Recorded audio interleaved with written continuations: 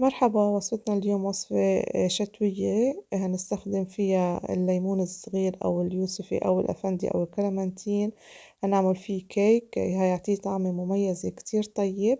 عم بستخدم 6 حبات، هخلي حبتين بقشرن أكيد من بعد ما نكون غسلناهم كتير منيح، وأشيل منهم بس القشور الصغيرة البيضة، و4 الحبات الباقيين هقشرهم من القشور وأرجع فصفصهم وخليهم حظوظ وأحطهم بجات. أكيد كلنا عرفنا شو هو الكلمنتين اللي قصدي عليه.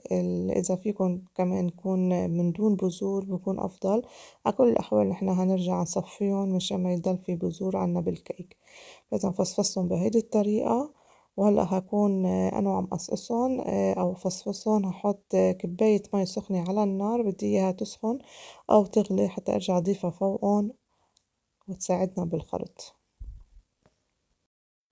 هيدي الفاكهة الطيبة اللي بتطلع عنا بفصل الشتاء لها عدة تسميات مثل ما قلت لكم.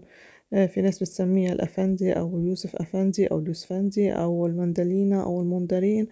فكل بلد بتسميه بالتسمية اللي متعودة عليها. هلا حطيت المي السخنة اللي سخنتها، مي عم تغلي، حطيتها فوق اليوسفي أو الأفندي، وهخلطهم بهيدي الطريقة أو أهرسهم بهيدي الماكينة، وهقرصهم كتير منيح وأرجع أصفيهم. ما بدي يكون في عندي قشور وبذور، ليكو كيف كمية القشور والبذور اللي طلعت. وأنا هستخدم هون 1.5 كوب من الأكواب المعيارية. إذا احتجت أكتر برجع بضيف. هيدي الكمية عطتني تقريبا 2 كوباية، هحط آخر نص كوباية على جنب. ضفت عليهم 3 معالق كبيرة من اللبن الزبادي، وكمان هنضيف عليهم 2 كوباية من السكر. كل المقادير بالأكواب المعيارية، 2 كوباية من السكر. هبلش أخلطهم بخلاط الكيك كتير منيح. وهلأ هضيف عليهم 3 بيضات كبار أو 4 بيضات إذا كانوا البيضات صغار، أكيد مع ملعقة صغيرة من الفانيلا السائلة أو الفانيلا البودرة، حتى إذا كان في عنا أي طعمة أو ريحة من البيض نخلص منها. وهلأ كمان هأخلط كتير منيح ليدوب أو نخلط البيض مع هيدي المكونات. هضيف كباية كبيرة من الزيت، زيت النباتي، وكمان بخلط وبرجع بضيف. هلأ بنكون خلصنا من كل المقادير السائلة، وهنضيف هلأ الطحين أو الدقيق. بدي استخدم 3 كوبايات من الطحين المنخول. حطيت أول كباية وتاني كباية، هأنخلهم وبخلط، برجع بضيف آخر كباية آخر شي هي والبيكنج باودر.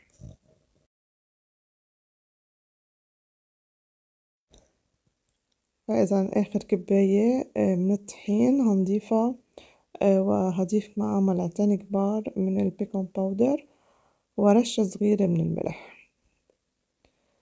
بخلطهم ليتداخلوا ما يقعد عندي مبين الطحين أبدا بخليط الكيك.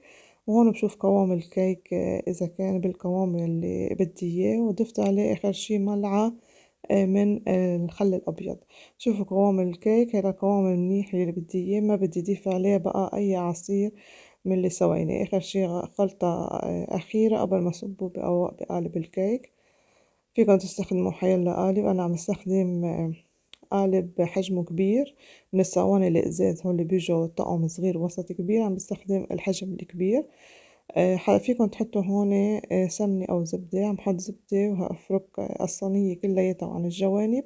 حتى فيكن تحطوا كمان ورقة زبدة إذا ما عندكن زبدة أو سمنة. بدهنها كتير منيح عن الجوانب، وهصب خليط الكيك بالصينية بهيدا الشكل. وشوفوا لونه شو حلو وريحته بتجنن.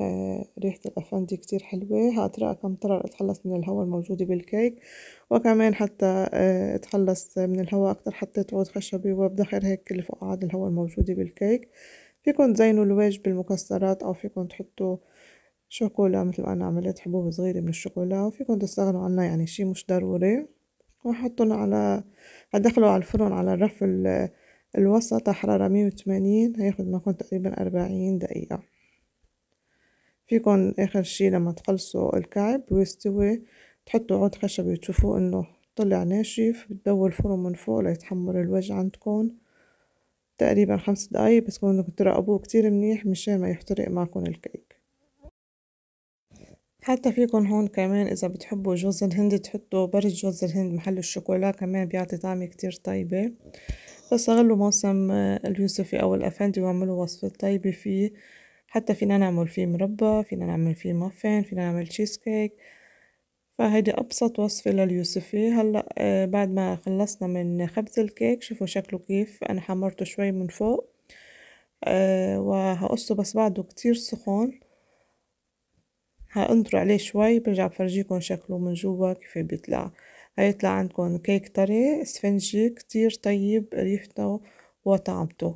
فإذا هيكون كيك طري مثل ما انكم شايفين واسفنجي.